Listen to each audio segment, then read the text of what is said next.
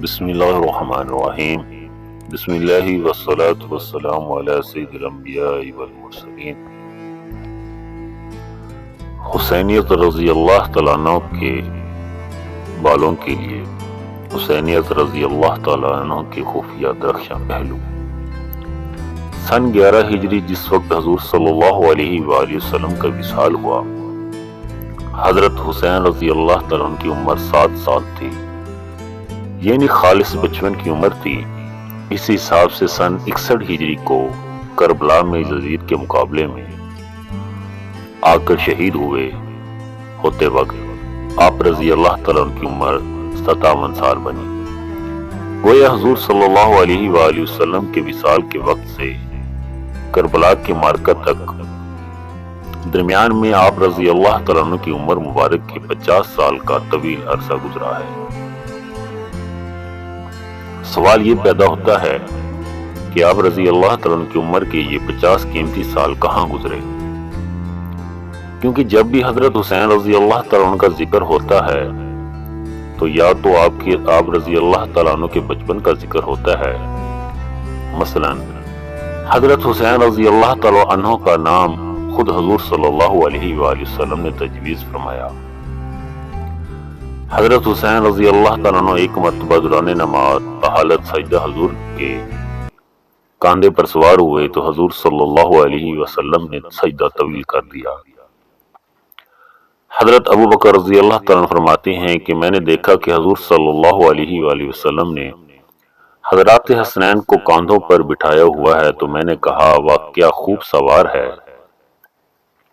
میری بات سن کر حضور صلی اللہ علیہ وآلہ وسلم نے فرمایا یہ بھی تو دیکھو کہ کیا خوب سواریاں ہیں۔ حضور صلی اللہ علیہ وآلہ وسلم نے ایک بار دوران خطبہ حضرات حسنین کو آتے دیکھا تو منبر سے اتر کر دونوں نواسوں کو اپنی گود میں بٹھا لیا۔ یا پھر حضرت حسین رضی اللہ تعالیٰ عنہ کی عمر کے آخر ایام کا ذکر ہوتا ہے کہ جب آپ یزید کے مقابلے میں میدان میں آئے، سوچنے کی بات تو یہ ہے کہ باقی کی پوری عمر جو آپ کی حیات مبارکہ کا 87% حصہ بنتا ہے وہ آپ رضی اللہ تعالیٰ عنہ نے کہاں گزاری، کس کے ساتھ گزاری، کس کی ماتحتی میں گزاری،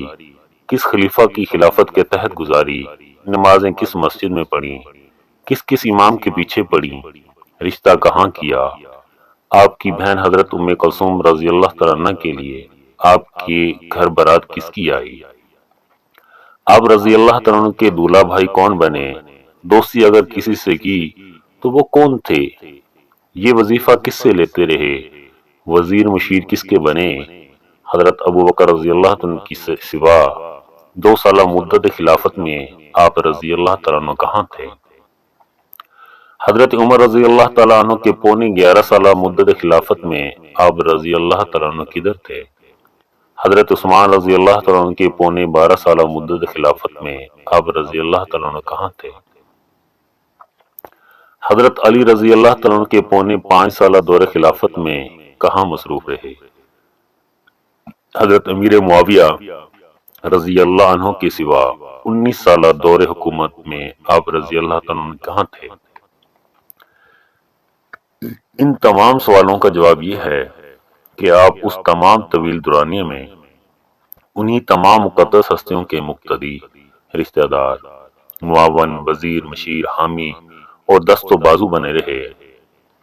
حضرت صدیق اکبر رضی اللہ تعالیٰ عنہ سے لے کر حضرت امیر معاویہ رضی اللہ تعالیٰ عنہ تک سب کے ہاتھوں پر بیعت کی ہے آپ رضی اللہ تعالیٰ عنہ نے، ان کے پیچھے نمازیں پڑھی ہیں آپ نے۔ حضرت عمر رضی اللہ تعالیٰ عنہ سے اپنی بہن حضرت ام کلثوم رضی اللہ تعالیٰ عنہ کا نکاح کر کے حضرت عمر رضی اللہ تعالیٰ عنہ کے ساتھ اپنی غیرت، محبت، شادی، غمی، دوستی، دشمنی اور رشتہ داریاں سب سانجھی کر لی تھیں آپ نے۔ حضرت حسین رضی اللہ تعالیٰ نے اپنی بیٹی حضرت سکینہ رضی اللہ تعالیٰ عنہ کا نکاح حضرت عثمان رضی اللہ تعالیٰ عنہ کے پوتے زید بن عمرو سے کر کے اور اپنی بیٹی فاطمہ بنت حسین رضی اللہ تعالیٰ عنہ کا نکاح حضرت عثمان رضی اللہ تعالیٰ عنہ کے بیٹے عبداللہ بن عمرو سے کر کے حضرت عثمان رضی اللہ تعالیٰ عنہ سے سارے رشتے جوڑ رکھے تھے۔ اسی طرح جب باغیوں نے حضرت عثمان رضی اللہ تعالیٰ عنہ کے گھر کا محاصرہ کیا تو آپ نے حضرت عثمان رضی اللہ عنہ کے گھر کی چوکیداریاں کی۔ سچ یہ ہے کہ حسینیت صرف یزید کے مقابلے میں آ کر امر ہونے کا نام نہیں، بلکہ حضرت حسین رضی اللہ تعالیٰ عنہ نے عملاً یہ بھی ثابت کیا ہے کہ حضرت صدیق اکبر کی ابتدا کا نام بھی حسینیت ہے۔ حضرت عمر عثمان امیر معاویہ کی امامت کو تسلیم کرنے کا نام بھی حسینیت ہے۔ حضرت عمر حضرت عثمان سے رشتہ داریاں کرنے کا نام بھی حسینیت ہے۔ حضرت عثمان کے گھر کے چوکیدارے کا نام بھی حسینیت ہے، اور تمام حضرات صحابہ سے محبت کرنے کا نام بھی حسینیت ہے۔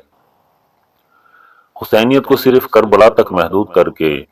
حضرت حسین رضی اللہ عنہ کی باقی 50 صلاحیات مبارکہ کو چھپانے والا حضرت حسین رضی اللہ عنہ کا دشمن تو ہو سکتا ہے، دوست کبھی نہیں ہو سکتا۔